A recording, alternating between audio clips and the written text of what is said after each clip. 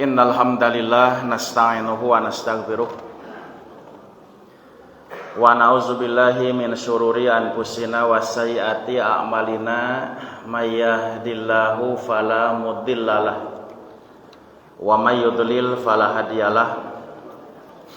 Asyhadu an la ilaha illallah wahdahu la syarikalah wa asyhadu anna Muhammadan abduhu wa rasuluhul ladzi la nabiyya ba'dah. Amma ba'du faqala Allah ta'ala fil Qur'anil Karim a'udzubillahi minasyaitonir rajim. Inna iddatash syuhuri 'indallahi isna asyara syahran fi kitabillah yauma khalaqas samawati wal arda minha arba'atun hurum. Hadirin hadirat ikhwatu iman, Bapak Ibu jamaah sekalian, jamaah jihad PD Persis Masjid Agung Ciamis yang saya hormati. Sebelum masuk materi, saya ada tambahan informasi berkaitan dengan pelaksanaan atau agenda jadwal umroh yang diselenggarakan oleh Karya Imtak di Jamiah Persatuan Islam. Bilih Bapak Ibu anu maksad bade ngiringan umroh dina sasi Agustus, mangga tiasa daftar ka Bim Hajum Ustad Yadi Mulyadi, bimbingan bidang garapan atau bidang haji dan umroh. Bilih terang kontakna ke tiasa naros ka Pak Haji Wes. Nah, terus anu kadua masih dengan agenda umroh, insyaallah di tahun 2024 dina sasi Februari aya agenda umroh akbar Karya Imtak sanes Ramadan, sadajan Ramadan. Insyaallah PD Persis bade ngiringan oge bersama ketua PD dan insyaallah bersama ketua umum PP biasanya. Nah, bilih bade ngiringan sasi Februari mangga tatan-tatan di ayeuna keneh. Kangge kisaran biaya kirang langkung pami reguler sekitar 34.900-an, ya sekitar 35 lah. Ternyata panginten sami pilih maksad ke bade anu sasi Agustus bade anu akbar sasi Februari insyaallah tiasa menghubungi bidang garapan haji umroh PD Persis Kabupaten Ciamis Ustad Yadi Mulyadi. Bapak Ibu ikhwatu iman rahimakumullah, dina muqaddimah tadi kadugikeun salah sawios pidawuh Allah dina surat At-Taubah. Surat naon Bu? At-Taubah surat kasabaraha? Surat ka-8. Surat At-Taubah ayat ka-36. Anu unggalna inna iddatas syuhuri sanyana ari hitungan indallah asyara syahran, semuanya ada 12 bulan fi kitabillah, di dalam kitab Allah, dalam ketentuan Allah, keputusan Allah.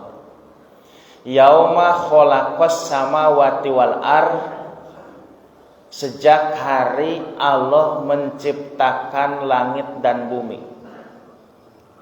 Minha, di antara bulan yang 12 itu arbaatun, ada 4 bulan hurum yang termasuk bulan-bulan haram. Nah itu terjemah ayat yang tadi. Bapak Ibu yang saya hormati, berdasarkan ayat tersebut Allah Subhanahu wa taala menyebutkan salah satu siklus waktu, Pak, yang akan selalu kita alami setiap saat, yaitu siklus waktu berupa hitungan waktu selama 1 tahun. Nah, ayat tadi menyebutkan iddatas syuhur indallah isna asyara syahron. Hitungan-hitungan bulan di sisi Allah itu semuanya ada 12 bulan. Nah, yang maksud dengan 12 bulan itu adalah 1 tahun. Kan kita tahu siklus waktu dari yang paling pendeknya, Pak, ada detik. Nah, bahkan sebelum detik juga ada kalau bisa ngitung nama itu. Nah, ada detik, kemudian menit, kemudian jam, kemudian hari, minggu, bulan, dan tahun. 1 menit berapa detik, Bu? 60 detik. 1 jam berapa menit? 60 menit. 1 hari berapa jam? 24 jam. 1 minggu berapa hari? 7 hari. 1 bulan berapa hari? Nah, kadang 30, kadang 31 kalau dalam hitungan kalender Masehi, Syamsiah. Nah, kadang 30, kadang 29 hari kalau dalam hitungan kalender Hijriah. Nah, kalau 1 hari 24 jam, 1 menit 30 detik, 1 minggu 7 hari, 1 bulan kadang 29, kadang 30, kadang 30, kadang 31. Kemudian ada hitungan waktu yang namanya 1 tahun. 1 tahun itu lamanya 12 bulan. Nah, itu yang dimaksud Allah, inna iddatas syuhuri indallahi isna asyara syahran. Sesungguhnya hitungan bulan-bulan di sisi Allah itu semuanya ada 12 bulan. Nah, kemudian Allah katakan, Pak, fi kitabillah. Nah, kalau kita sekarang mengenal hitungan waktu 1 tahun lamanya 12 bulan. Nah, setahun 12 bulan itu sudah ada dari dulu. Fi kitabillah, di dalam kitab Allah. Dalam ketetapan Allah, keputusan Allah. Kapan? Yauma khalaqas samawati wal ardh, sejak hari Allah menciptakan langit dan bumi. Nah, artinya Bapak Ibu ikhwatu iman, kalau sekarang kita mengenal kalender, Pak, 1 tahun 12 bulan atau hitungan waktu 1 tahun 12 bulan. Nah, setahun 12 bulan itu hitungannya bukan dimulai sejak orang-orang atau manusia mengenal kalender, Pak. Misalnya kalau sekarang kalender Hijriah sudah sampai 1444. Kalau Masehi 2023. Nah, maksudnya hitungan waktu setahun 12 bulan itu bukan dimulai sejak 2023 tahun yang lalu, bukan di situ mulainya. Atau sejak 1444 Hijriah, bukan di situ mulai menghitung waktu 1 tahun itu, Pak. Tapi kapan? Yauma khalaqas samawati wal ardh, sejak Allah menciptakan langit dan bumi. Nah, yang jadi pertanyaan Bapak Ibu, Allah menciptakan langit dan bumi tahun berapa, Bu?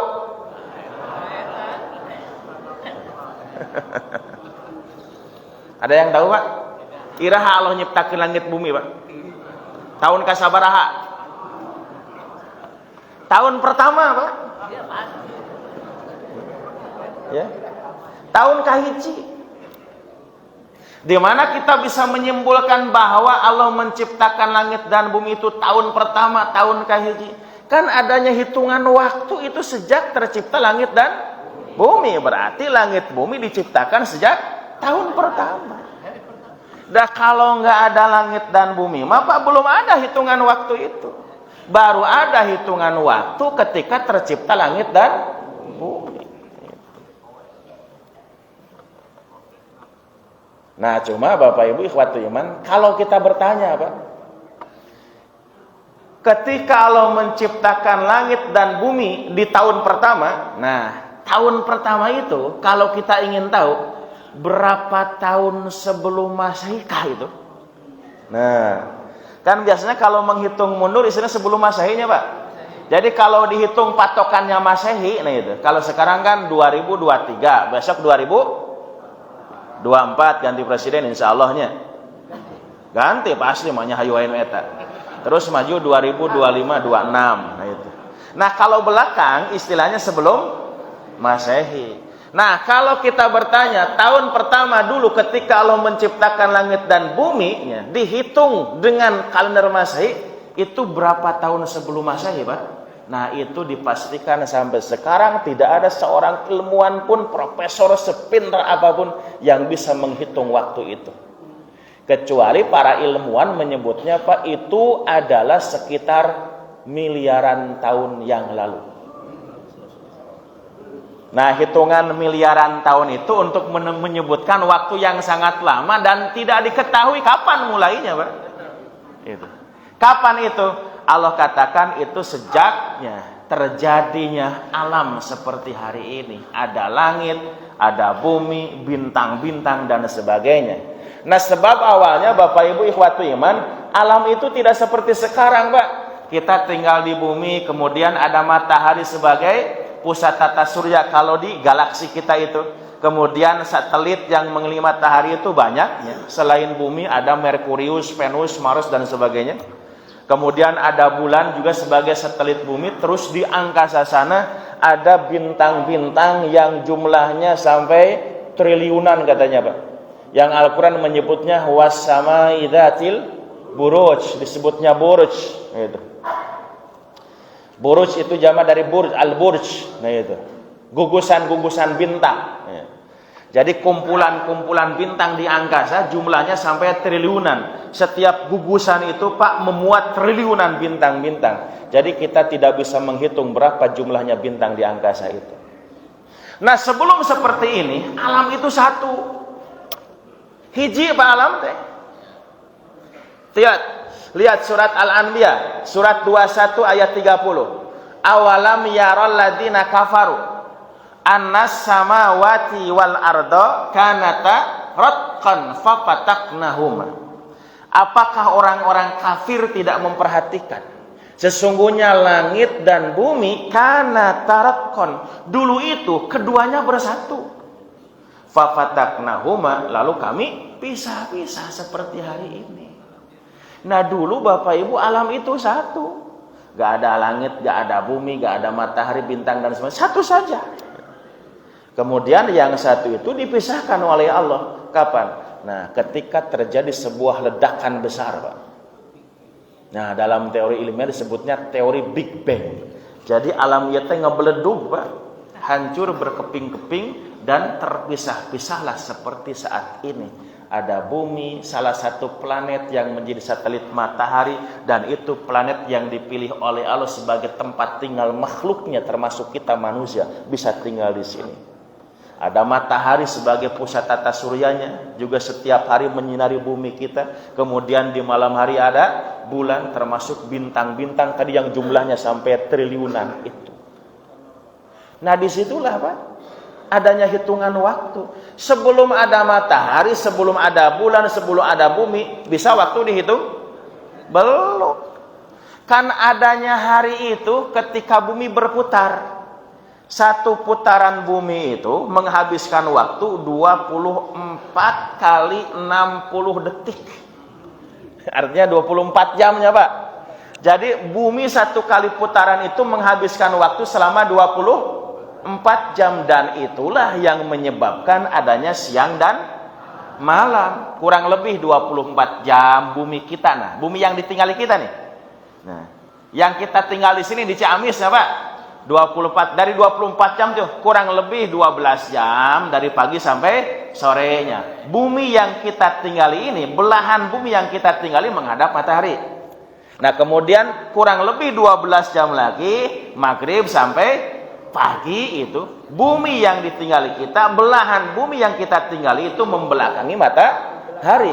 Nah, ketika belahan bumi yang kita tinggali kebagian menghadap ke matahari, itu dinamakan siang. Ketika belahan bumi yang kita tinggali membelakangi matahari, itu disebutnya malam. Nah, itu terjadi siang dan malam. Nah, siang dan malam terjadi setiap 24 jam, Pak, karena perputaran bumi pada porosnya.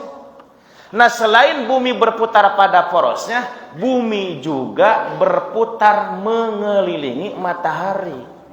Berputar pada poros bahasa ilmiah namanya berotasi ya. Kalau berputar mengelilingi benda yang lain namanya berevolusi. Nah, jadi 1 kali 24 jam bumi berputar pada porosnya itu terjadi selama 365 kali. 365 kali bumi berputar pada porosnya sembari mengelilingi matahari, itulah yang disebut dengan 1 tahun. Jadi kalau kita mengenal waktu ari satahun teh sakumaha? Satahun teh 1 kali bumi berputar mengelilingi matahari, itu menghabiskan waktu 365 kali 24 jam atau 365 hari. Eta satahun teh, Pak. Nah, selain bumi ya berputar pada porosnya, berotasi kemudian mengelilingi bumi, mengelilingi matahari selama 365 hari, bumi pun, Pak, itu dikelilingi oleh satelitnya, yaitu bulan. 1 kali bulan berputar mengelilingi bumi itu menghabiskan waktu 29 hari 12 jam 44 menit berapa detik. Nah, sehingga nanti 1 bulan itu bisa 29 hari, bisa 30 hari. Nah, itu Pak yang disebut dengan hari, bulan, dan tahun teh. Jadi hari itu adalah 1 kali bumi berputar penuh pada porosnya atau berotasi selama 24 jam. Yang disebut 1 bulan berapa? 1 bulan itu 1 kali bulan berputar penuh mengelilingi bumi. Yang disebut 1 tahun itu berapa lama? 1 tahun itu adalah 1 kali putaran penuh bumi mengelilingi matahari. Nah, jadi kalau Al-Quran mengatakan 1 tahun lamanya 12 bulan, artinya 1 putaran penuh bumi berputar mengelilingi matahari itu sama dengan 12 kali bulan berputar mengelilingi bumi. Nah, itu yang dimaksud dengan inna iddatas syuhuri indallahi isna asyara syahron. Sesungguhnya hitungan bulan-bulan semuanya ada 12. Artinya setahun 12 bulan. Kapan itu? Fi kitabillah, tiba heula keneh Pak eta teh. Ada dalam kitab Allah, dalam ketentuan Allah, dalam keputusan Allah. Kapan? Yauma khalaqas samawati wal ardh, sejak Allah menciptakan langit dan bumi. Nah, itu ya, yang saya katakan tadi, Pak, iraha Allah nyiptakeun langit dan bumi tahun kahiji. Kenapa? Sebab ketika ada hitungan waktu, ada hari, ada bulan, ada tahun, karena ada langit dan bumi. Kalau nggak ada langit dan bumi, nggak ada matahari, nggak ada bulan, nggak ada hitungan waktu. Nah, itu. Nah, kemudian Bapak Ibu ikhwatu iman, selanjutnya Allah mengatakan minha arbaatun hurum. Dari jumlah bulan yang 12 itu, arbaatun hurum, ada 4 bulan yang disebut dengan bulan-bulan haram. Hurumun itu jamak dari haramun. Haram itu artinya apa? Haram itu artinya adalah mulia, agung, dihormati, dimumule, diagungkeun, Pak, dihormati. Nah, itu hurum. Kan hormat itu dari bahasa Arab juga, hurmatun. Gitu. Hurmah jadi hormat, Pak. Hormat gerak, hurmat itu, Pak. Gitu. Hormat benderanya, hurmat itu asalnya. Nah, jadi hurum itu agung, mulia, dihormati. Nah, kemudian haram juga bisa berarti, Pak, sesuatu yang terlarang untuk dilakukan, tidak boleh dikerjakan. Kan ada dalam kajian hukum syara itu kan ada wajib, ada haram, ada sunat, ada makruh, ada halal. Nah itu.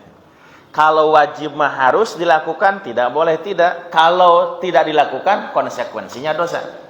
Kalau haram, harus ditinggalkan, tidak boleh tidak. Kalau tidak ditinggalkan, malah dilakukan, itu akan menjadi dosa. Nah, itu. Kalau sunat, nah itu lebih baik dilakukan. Walaupun kalau tidak dilakukan, tidak berkonsekuensi dosa. Makruh, itu lebih baik ditinggalkan. Walaupun masih kita lakukan, tidak menjadi dosa. Nah, kalau halal, boleh dilakukan, boleh tidak. Gitu. Atau mubah nanti. Gitu. Mubah ya itu. Maaf, bukan halal. Mubah. Mubah itu pilihan. Boleh dilakukan, boleh tidak. Ibahah itu boleh, dibolehkan. Nah, jadi haram itu tidak boleh dilakukan. Nah, jadi kalau ada istilah bulan haram, gitu. Apa bulan haram itu?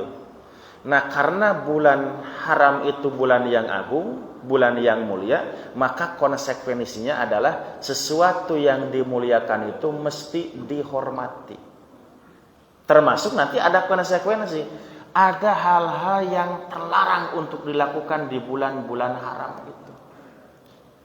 Kan gitu biasanya Pak. Lamun anu dihormat, diagungkeun, dimuliakeun, diajenan, dimumule, eta teh konsekuensinya harus dihormati, kemudian ada konsekuensi karena dihormati tidak boleh melakukan sesuatu kepada yang dihormati itu. Ada hal-hal yang tidak layak, tidak pantas, minimal disebut tidak beretika lah gitu. Gitu. Kepada yang dihormati itu. Misalnya tadi ada istilah hormat bendera. Kenapa bendera dihormat, Pak? Sebagai lambang negara itu mesti dijunjung tinggi nilainya. Temenang bendera merah putih dijadikan kekesen, Pak. Nah, itu pelecehan. Itu mesti dihormati. Kamu bendera pusaka geninya rek dikibarkeun 17 Agustus di istana. Bawana gemeuni di kieu-kieu geunya.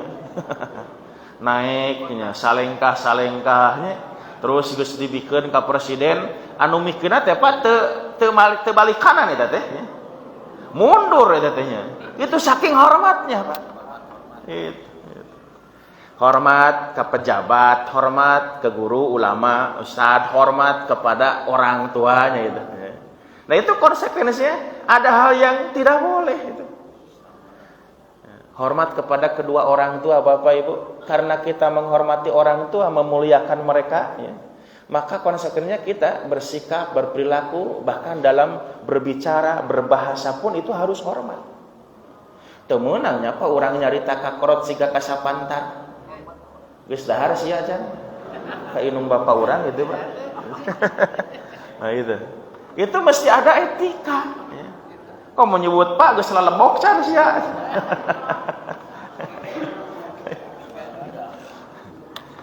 Ada etikanya. Komo dina bahasa Sunda mah nya, Pak. Kan bahasa Sunda itu ada undak usuk bahasa tuh. Bagaimana kepada orang yang lebih tua, kepada orang yang sepanar sesama ya, kepada yang di bawah kita seusia, di bawah kita usia. Itu kan ada tingkatan-tingkatan. Beda dengan bahasa Indonesia. Makan saja kan. Kalau bahasa Indonesia mah makan. Kalau bahasa Sunda mah aya tuang, aya nedanya, aya daharnya, aya leboknya, aya barang hakan gitu. Nanti tetegek nanti. Cacah peluk. Lamun kasaluhureun termasuk kepada orang tua, Pak, atas tuang, mah pada tuang, pan gitu. Nah, aduh abdi matos neda, pan gitu nya, Pak. Gitu. Rek dahar moal, gitu kasapandar gitu. Ari ka anjing kumaha? Anjing geus barang hakan can gitu. Tah hayam paraban. Sina lalebok pan itu. Sina lolodok gitu. Itu kan macam-macam ya. Nah, kalau bahasa Indonesia paman satunya, Pak, ya. Bapak ibu kita makannya, presiden makan, bupati makan, ya, ustadz makan, ulama makan, ya, guru makan, kita makan, anjing oge makan, kucing makan gitu. Nah, itu bahasa Sunda lebih kaya, gitu, ada etika gitu. Nah, kepada orang tua kan begitu. Gitu. Di surat Al-Isra ayat 23 itu kan, wa qadara rabbuka alla ta'budu illa iyyahu wa bil walidaini ihsana imma yablughanna indakal kibara ahaduhuma aw kilahuma fala taqul lahumu uff wala tanharhuma wa qul lahumu qaulan karimah, gitu. Apabila kedua orang tuamu atau salah satunya al-kibar sudah mencapai usia sepuh, wis karolot, rempok, kade, jaga sikap perilakunya, ucap bahasa, jangan sampai bahasa-bahasa kita, omongan-omongan kita menyakiti hati mereka. Doraka bae teh. Sanajan teu dihaja oge, Pak. Gitu. Wala taqul lahuma uff.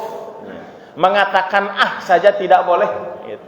Wala tanharhuma, jangan kamu menghardik mereka. Komo dicarekan lak-lak dasar kolot teh.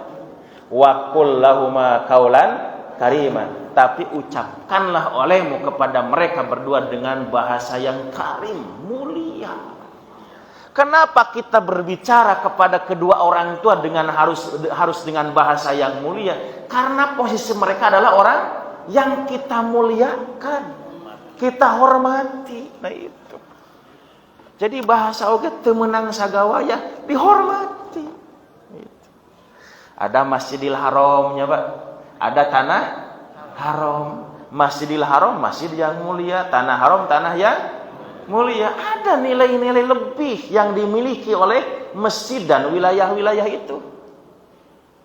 Kan kalau kita sholat di Masjidil Haram, Pak, nilainya sama ada dengan di Masjid Agung Ciamis?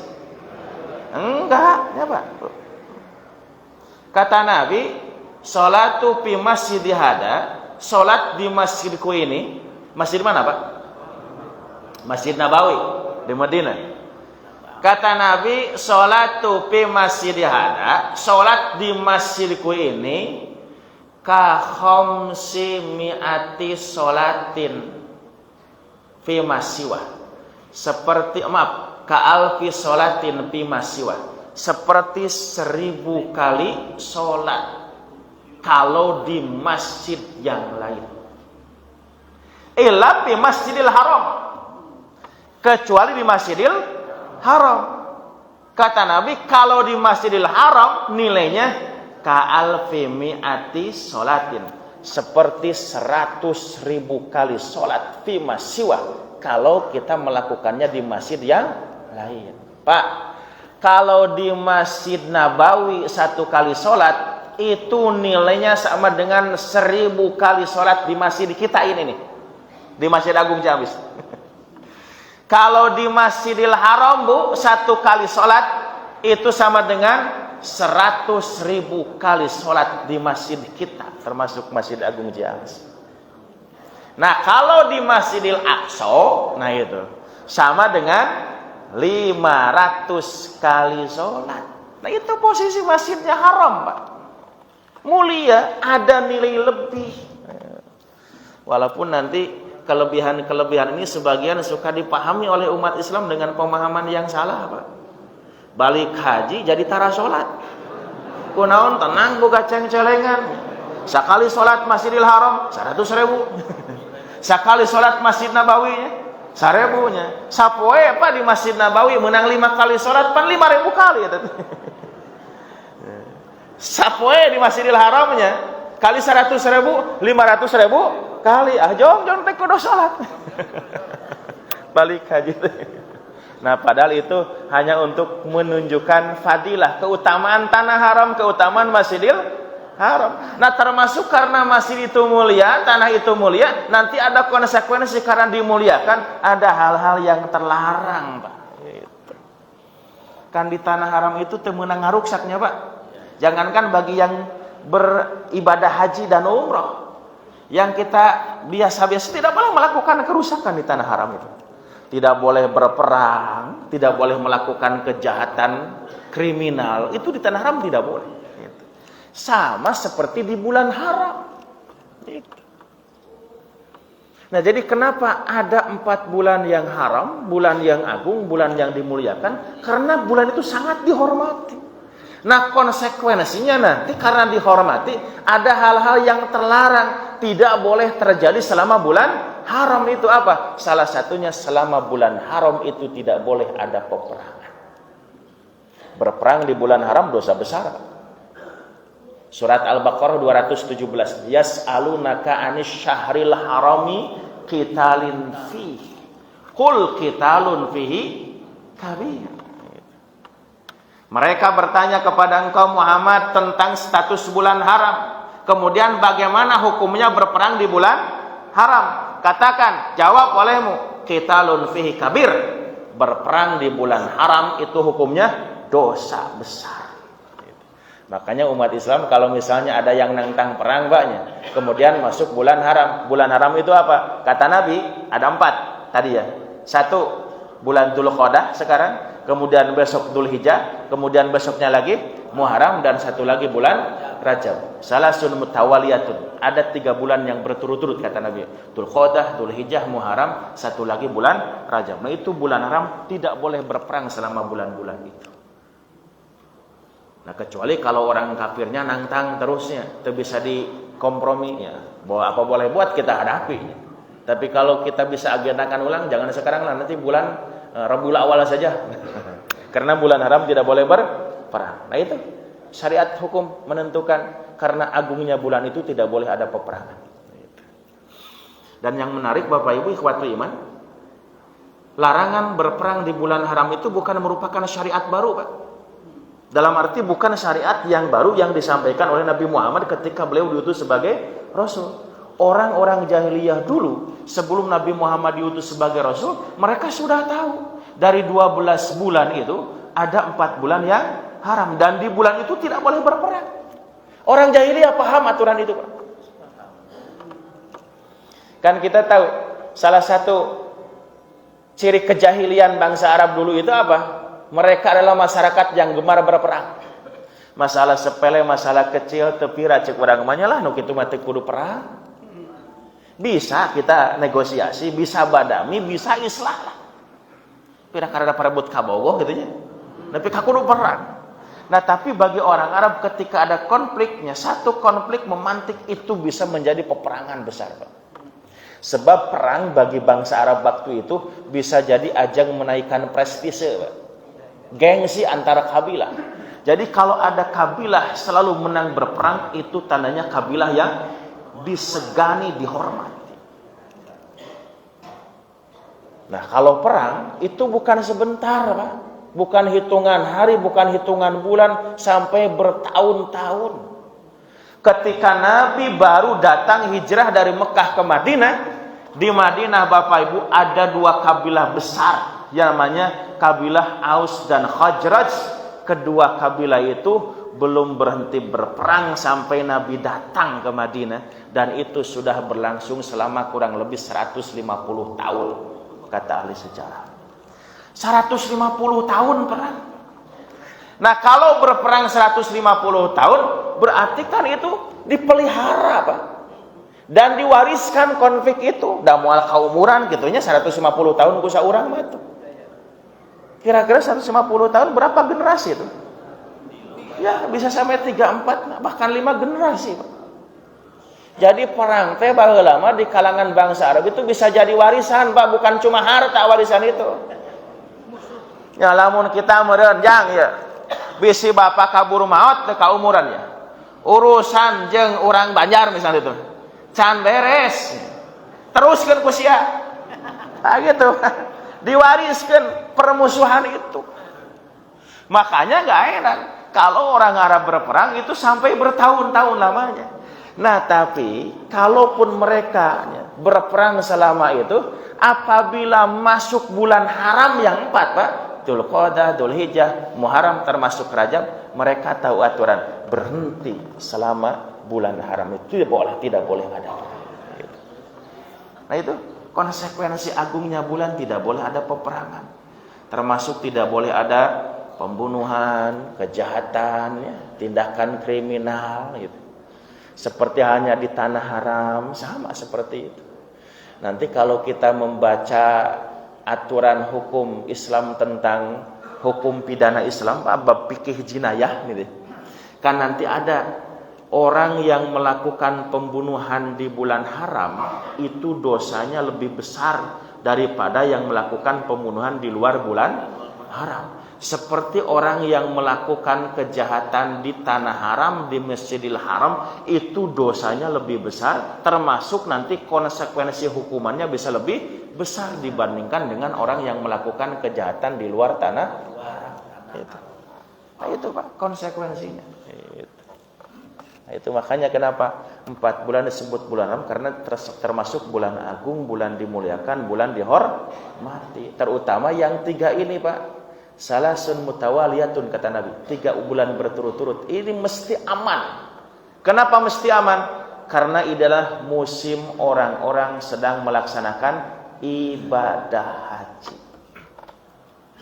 Jadi baheula Pak, sajahiliyah anak orang Arabnya, bagi yang mereka berhaji mah dihormati. Ulah diganggu. Gitu. Kan haji juga bukan syariat baru Pak. Ibadah haji itu bukan syariat yang baru dibawa oleh Nabi Muhammad. Walaupun dalam syariat kita, dalam ajaran kita termasuk rukun Islam ya. Haji itu, yang kelima itu. Tapi haji bukan syariat baru. Haji itu kan sudah ada sejak zaman Nabi Ibrahim. Sejak zaman Nabi Ibrahim.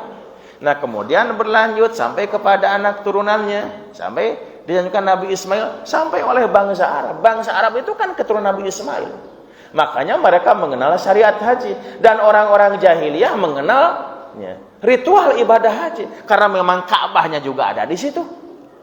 Nah cuma praktek manasik haji yang dilakukan oleh orang-orang jahiliyah dulu. Sebelum Nabi Muhammad diutus sebagai Rasul. Nah praktek hajinya panyaliwang. Kalau tawaf berkeliling Ka'bah itu sambil bersiul-siul, sambil bertepuk tangan. Bahkan di riwayat yang lain ada yang menyebutkan sambil telanjang. Alasannya apa? Kita sedang beribadah menghadap Tuhan. Tuhan itu maha suci bersih. Maka kita pun harus bersih. Pakaian itu kotor. Maka dibuka pakaiannya. Tata ranjang tawaf teh. Nah itu yang disebutkan oleh Allah di surat Al-Anfal ayat 35 kalau nggak salah. Wa ma kana sholatuhum indal baiti illa muka'au wa tasdiyah, dan tidaklah salat mereka di Baitullah. Maksudnya apa? Salat itu tawaf ngurulingan Ka'bah itu yang dilakukan oleh orang-orang jahiliyah dulu, ila muka'u wa tasdiyah, kecuali sambil bertepuk tangan dan bersiul-siul. Huhuitan jeung emprak-emprakan Pak tawaf. Nah, ini pun yang akan diluruskan oleh Nabi Muhammad sallallahu alaihi wasallam. Kenapa beliau diutus di tengah bangsa Arab? Salah satunya untuk meluruskan cara beribadah seperti itu. Nah makanya 3 bulan berturut-turut disebut bulan haram, tidak boleh perang. Nah, termasuk musim haji kudu aman etat. Jangan sampai mengganggu orang yang beribadah. Nah kemudian Bapak Ibu ikhwatu iman, konsekuensi dari agungnya bulan itu ada juga nanti beberapa tuntunan ritual ibadah yang bisa kita lakukan ya, sebagai bentuk penghormatan terhadap bulan-bulan haram itu. Nah termasuk hari ini Pak. Apalagi nanti ketika sudah masuk bulan Dzulhijjah. Nah itu di bulan haji. Nah ada ritual ibadah yang dituntun oleh Allah dan Rasul untuk kita lakukan sebagai bentuk takzim dan tahrim terhadap bulan yang agung itu. Apa? 1, diantaranya umat Islam bagi yang sudah mampu untuk melaksanakan ibadah haji, silakan berangkat haji ke tanah suci. Nah bahkan hukumnya wajibnya Pak. Bagi yang mampu dan sudah tidak ada halangan apapun, sudah mampu pesaknya, mampu fisiknya, mampu manasiknya, kemudian jadwal pemberangkatan tidak tertunda, wajib dah hukumnya berhaji. Kan nanti konsekuensinya Bapak Ibu, kalau orang sudah mampu berhaji ya, lalu dia tidak mau melaksanakan ibadah haji, sama konsekuensinya seperti orang yang harusnya sholat tapi dia tidak sholat. Orang yang harusnya berpuasa tapi dia tidak mau berpuasa. Orang yang wajib zakat tapi dia tidak mau mengeluarkan zakat, sama Pak, dihukum kafir oleh Allah. Lihat surat Ali Imran 97 ayat tentang haji itu. Walillahi 'alan nasi hajjul baiti man istata'a ilaihi sabila. Karena Allah lah lakukan ibadah haji bagi siapapun orang yang mampu di jalannya. Nah, terus kata Allah, wa man kafaro, dan siapa orang yang kafir? Yang kafir itu siapa Pak? Yang kafir di sini adalah orang yang mampu berhaji tapi dia tidak mau berhaji, kafir. Sama orang yang harusnya sholat dia tidak mau sholat, pan kafir kata Nabi. Konsekuensinya kafir. Bahkan kata Nabi di hadis yang lain, kalau ada orang yang sudah mampu berhaji tapi dia tidak mau berhaji sampai matinya itu. Maka kata Nabi tinggal pilih baginya apakah dia akan mati menjadi Yahudi atau mati menjadi Nasrani. Artinya kalau ada orang yang sudah mampu berhaji tapi dia tidak mau berhaji karena menolak, nggak mau aja itu. Padahal uangnya banyaknya Pak, fisiknya sehatnya, pengetahuannya juga mumpuninya. Dah jalan-jalan ke Eropa, ke Amerikanya Pak gitu. Nepi ke Afrika tuh itu. Diaprak dunia teh. Tapi katana haram ka Mekah mah teu beukieun Pak eta teh. Nah itu. Maka kalau dia sampai matinya tidak berhaji, maka kata Nabi tinggal pilih mau mati jadi Yahudi atau mau mati jadi Nasrani, mati dalam kekafiran. Nah, itu. Yang wajib berhaji. Termasuk nanti ada fadilah keutamaan bahwa ibadah haji satu bisa menjadi tiket surga bagi pelakunya ya Pak. Kata Nabi al-hajjul mabrur laisa lahu jazaa'un ilal jannah. Haji yang mabrur itu tidak ada lagi balasan bagi pelakunya kecuali akan mendapatkan surga. Di hadis yang lain, man hajjal bait falam yarfus walam yafsuk kharaja min dunubihi kayaumin waladatu ummu. Siapa orang yang berhaji kemudian dia tidak melakukan perbuatan rafas, kepastikan ibadah hajinya benar, kaifiatnya sesuai tuntunan sunnah Nabi, kemudian mabrur, makbul, diterima oleh Allah, maka pulang dari berhaji dia akan bersih dosa-dosanya seperti orang yang baru lahir. Bisa menghapus dosa seumur hidupnya. Nah itu ibadah haji. Nah kemudian yang kedua, tuntunan ibadah yang bisa kita lakukan di bulan haram ini, di sasi Dzulhijjah itu, kalau orang belum berkesempatan untuk berhaji, nah kan nanti kemungkinan kebanyakannya belum berkesempatan ya Pak. Dan kalau ngukur fisik, pesak, jeung manasik mah geus siap semuanya. Nah di kita itu berkaitan dengan kuota rata-rata. Sekarang kan yang berangkat haji 2023 itu hasil menunggu 12 tahun Pak. 10 tahun ya. Nah, daftar 2012. Jadi yang berangkat sekarang itu hasil menunggu sejak 2012. Bahkan kalau kita daftar, baru daftar hari ini, Bapak harus siap menunggu untuk pemberangkatan tahun 2041. Nah, kaburu maut. Nah, kenapa? Karena terlalu banyak kuotanya, seurteuing nu hoyong hajian Pak di urang teh nya. Sementara kuota dari Arab Saudi dibatasi. Jadi waiting listnya terlalu banyak. Bahkan dulu mah kan sempat moratorium tuh. Dibatasi dulu. Jangan ada yang daftar acan. Tahan. Nah, jadi andai kan kita misalnya tidak bisa melaksanakan ibadah haji, bukan tidak mampu, bukan tidak mau, tapi dah kumaha acan kagiliran cenah. Masih ada Pak Bu kesempatan ibadah yang lain yang nilainya tidak kalah utama dari berhaji. Apa? Ibadah kurban. Bisa kita lakukan. Dalam hadis riwayat Imam At-Tirmidzi, Nabi mengatakan, ma'amila ibnu Adam ma'amalan ahabbu ilallah fi yaumin nahri min ihraqid dam. Tidak ada amal anak Adam yang dilakukan di hari nahar dan amal itu sangat dicintai oleh Allah daripada amalan semacam menumpahkan darah. Apa menumpahkan darah teh? Lain gelut pas ya konfliknya. Tapi naon? Menyembelih hewan kurban.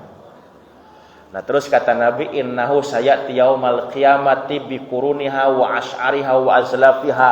Nanti dia akan datang di hari kiamah dengan tanduk-tanduknya, dengan bulu-bulunya, dengan kuku-kukunya, akan menjadi saksi terhadap amal kita di saat kita sudah melakukan kurban hari ini di dunia.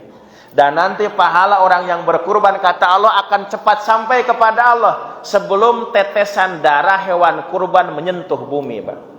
Orang mencit sapi, mencit domba, getihna can ngecelak kana tanah, ganjaran matos dugi ka Allah. Nah itu fadilah beribadah kurban. Nah terus konsekuensinya nanti bagi yang sudah mampu tapi tidak mau berkurban, ya, kata Nabi, man wajada sa'atan li ayyudhiya fala yudhi fala yaqrabanna musallana. Siapa orang yang mampu berkurban, ya, tapi dia tidak mau berkurban, jangan dekat-dekat tempat sholat kamu. Rek naon lah, ka masjid oge rajin sholat, getol sholat eueuh hartina nya Pak. Nah, artinya apa? Mesti ada keseimbangan antara ritual ibadah dengan ya, aktivitas sosial kita. Kan kurban itu lebih kepada ibadah sosial. kita ikut bersedekah dengan saudara-saudara kita yang kekurangan, anu kadang manggih daging teh satahun sakali pas kurban we nya Pak. Teu aya kurban mah tara manggih daging eta. Nah itu kegiatan sosial kita itu. Nah, makanya kata Nabi, yang mampu berkurban kudunya bisa sedekah ku kurban teh, tapi teu daek kurban bungeun sedekah, percuma lah salat oge. Eueuh hartina tong kadieu lah. Nanaonan gitu nya salat oge. Nah, itu ancaman Nabi. Walaupun nanti para ulama sepakat bahwa kurban itu tidak sampai wajib, hanya sunat muakkad saja. Nah, tapi tadi ancaman Rasul begitu sangat seriusnya Pak. Seolah naon lah ka masjid oge nya, getol salat oge, tapi ngedul kurban mah. Eueuh artina ibadah, ritual, lamun teu dibarengan dengan aksi sosial gitu maksudnya. Nah, makanya Bapak Ibu siapapun yang mampu dan mau, nah, tapi sebetulnya orang mampu dan tidak mampu berkurban kumaha kemauannya Pak. Ari teu yang teu niat mah moal bisa nepi ka iraha oge. Sama dengan haji Pak. Ada orang yang keseharian itu bukan orang kaya. Pendapatan per hari itu tidak sampai seratusan juta sebulan teh misalnya gitu ya. Gajina teh hanya tukang dagang goengan, petani kangkung misalnya, tapi nyicil itunya. Bisa berhaji. Sama orang yang berkurban gitu. Kalau sudah niat kayangnya, yang celengan seharinya 1.000, sehari 10.000, sehari 20.000, itu bisa. Walaupun tidak setahun sekali, banyak. Kunaon kayang.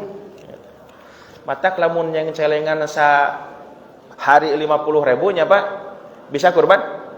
Pasti bisa. Sehari 50.000, sebulan sabaraha? 1,5 juta. Sapi ayeuna sabaraha? 3,5 juta, berarti buruh sabaraha bulan? 2 bulan. Ya, 2 bulan setengah. Atau yang celengan 20.000 sapoe. 20.000, lamun sabulan sabaraha?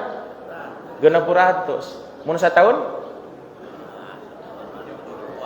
Oh, 7.200.000 tuh nya gitu. Cukup? Cukup 2 aneun tuh Pak. Gitu. Bisa 20 hari. Tapi banyak orang yang udud 3 bungkus sapoenya Pak, tapi kurban teu bisa. Gitu. Nah, berarti bukan tidak mampu, tapi tidak mau gitu. Matak sok nuk arududnya Pak.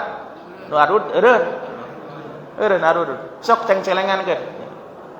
Tapi da cenah kuring udud henteu duit eueuh gitu. Teu niat Pak eta mah nya. Teu niat. Nah itu banyak gitu. Nah, berkurban termasuk tuntunan ibadah yang bisa kita lakukan di bulan haram, bulan agung ini selain berkurban. Aduh cenah da saya mah ke haji nya can kagiliran, ongkosna oge can nepi nya. Terus kurban 3,5 juta nya can kaduga. Boga duit dengan 300.000. Ah rek dibelikeun kana hayam meh pencit engke tanggal 10 Dzulhijjah boleh, Bu? Kayak orang mencit hayam, batur mencit tempe, mencit sapi, kita mah mencit hayam, boleh Pak?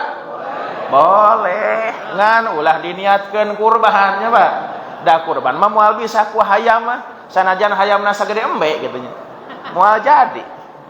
Da kurban mah kudu nya hewan-hewan yang sudah ditentukan gitu. Nah, kita niatkan sedekah saja nya Pak punya. Pencit hayam, pasak, bagikeun ka panitia kurban tuh. Nah, kalau mau sedekah mah gitunya. Nah, termasuk ibadah yang tidak harus mengeluarkan anggarannya apa naon berpuasa ada. Puasa tanggal 9 Dzulhijjah kan fadilahnya sangat besar. Kata Nabi, "Saumu yaumi Arafah yukaffiru sannatain al-madiyah wal mustaqbilah." Berpuasa di hari Arafah itu bisa menghapus dosa 2 tahun. Setahun ke depan, setahun ke belakang. Puasa 1 hari, dosa 2 tahun diampuni oleh Allah Pak. Itu fadilah berpuasa di bulan haram, saum yaumi Arafah. Nah, termasuk ada juga ritual ibadah yang dianjurkan untuk diperbanyak di bulan haram, bulan agung, bulan Dzulhijjah itu. Salah satunya adalah memperbanyak zikir. Itu. Perbanyak zikir. Kapan itu? Di hari-hari para jamaah sedang melakukan manasik.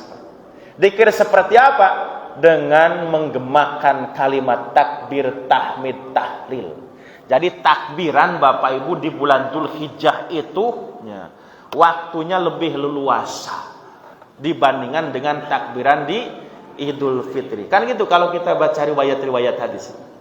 Jadi kalau di Idul Fitri itu takbir Nabi-nya hanya sebentar. Pas keluar rumah sampai ke musola. Musola itu tempat sholat Id. Apakah di lapang atau di masjid? Kalau nggak di lapang, selesai sholat Id udah selesai Pak takbiran itu. Nggak ada tuntunan sunnah untuk melanjutkan takbir di Idul Fitri itu. Semeriah apapun Idul Fitri nggak ada tuntunan melanjutkan takbiran.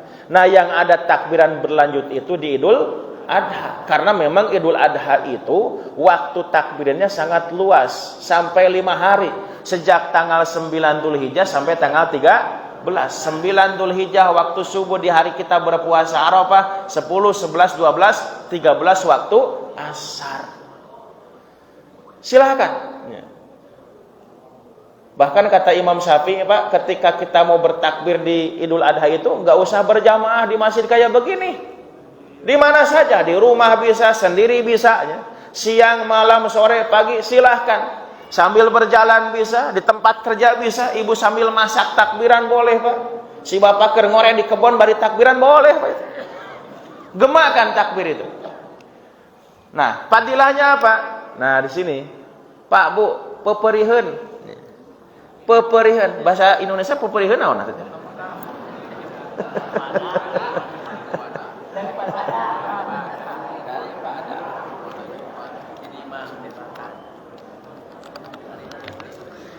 Nya peperiheun gitunya urang teh hajianana mah henteu Bapak Ibunya. Atuh zikir-zikir nama bisa sama dengan para jamaah yang sedang berhaji. Kan tanggal 9 hari Arafah sampai 13 itu puncaknya orang sedang melakukan manasiknya, Pak. Itu. Orang sedang manasik itu sedang memaksimalkan waktunya untuk berzikir.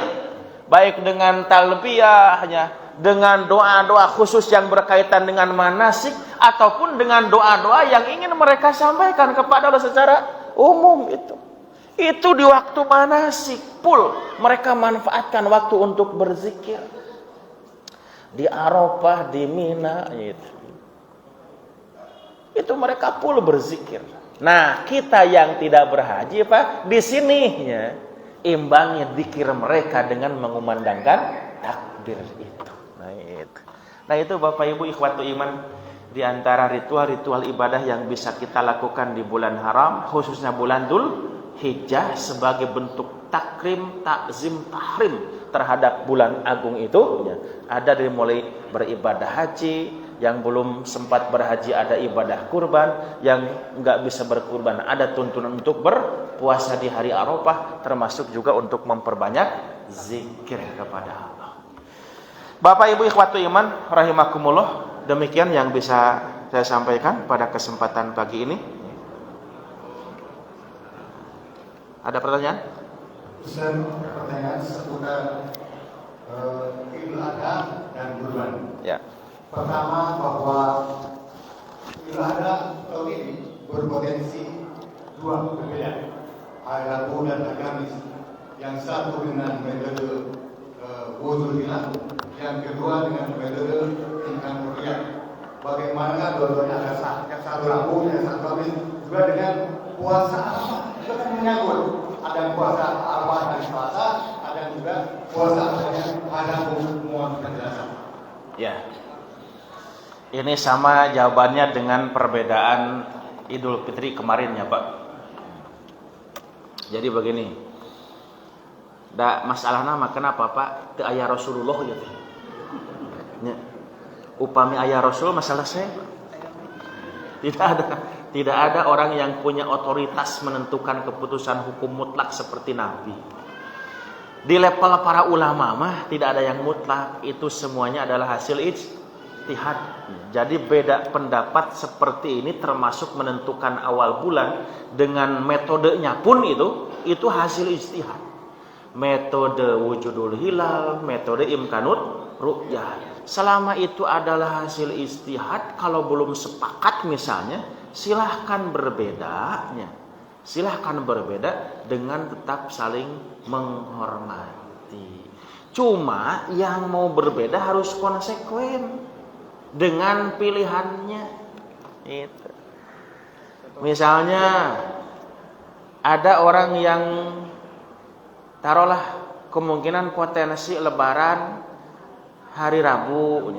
Ya semua ritual yang harus dilakukan hari Rabu ya hari Rabu.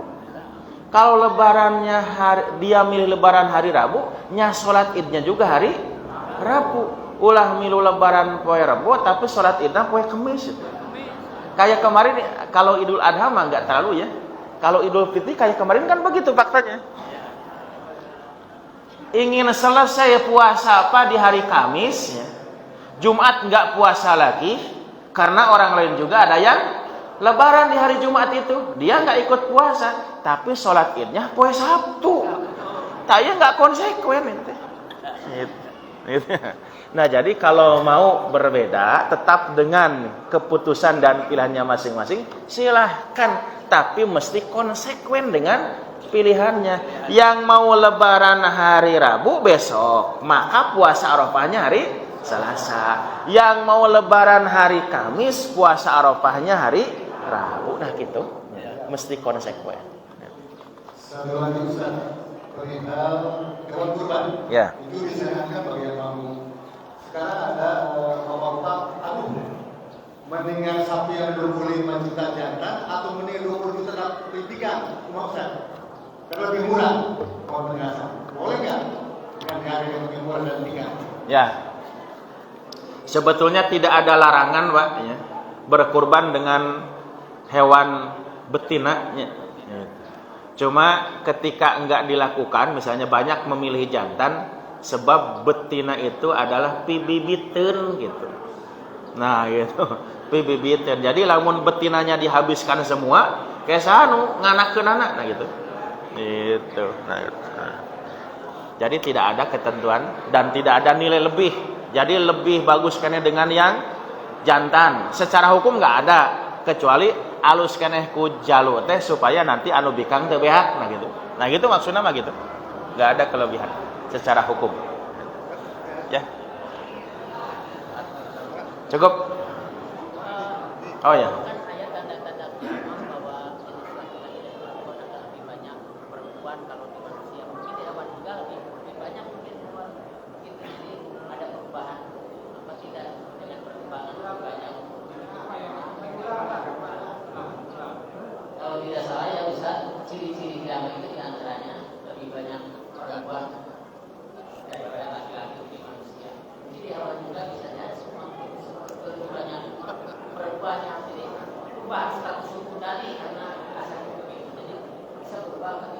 Ya, enggak apalah itu mah enggak. Ciri kiamat mah bukan ditentukan loba bikang jeung jalu dina sato enggak. Nabi itu mah menggambarkan populitas manusia. Dia dengan fatwa itu yang tadi dengan fatwa itu. Ya. Itu boleh kata itu pemerintah itu dasarnya cari dari mana dan orang lain. Tiga kuping, Pak. Pak Habib Rizik dalam itu medsosnya. Ya. Jadi walaupun berbeda hari lebarannya, tetapi salat Idulnya bisa barangkali dari mana? Oh, ya. Kalau ada fatwa yang menyebutkannya lebaran berbeda, tapi sholat idnya, misalnya lebaran berbeda dengan pemerintah. Pemerintah kalau kemarin ya, pemerintah menetapkan hari Sabtu, tapi kita sudah dianggap lebaran hari Jumat. Sholat nama boleh hari Sabtu. Ya saya nggak tahu dalilnya di mana. Dari sholat id mah mesti dilakukan tanggal 1 Syawalnya. Kalau sholat Idul Fitri itu mesti dilakukan tanggal 1 Syawal, nggak boleh tanggal 2 Syawal, Pak. Manya milu lebaran poe Jumat, sholat poe Sabtu. Itu berarti nganggap tanggal hiji Syawal ya 2 poe. Nah itu ya. Itulah yang saya sebut mesti konsekuen itu. Cukup ya. Bapak Ibu ikhwati iman, cukup yang saya sampaikan, mudah-mudahan bermanfaat, kurang lebihnya mohon maaf. Rabbana atina fid dunya hasanah wa fil akhirati hasanah wa qina adzabannar. Aqulu qauli hadza wa astaghfirullah li wa lakum. Assalamualaikum warahmatullahi wabarakatuh.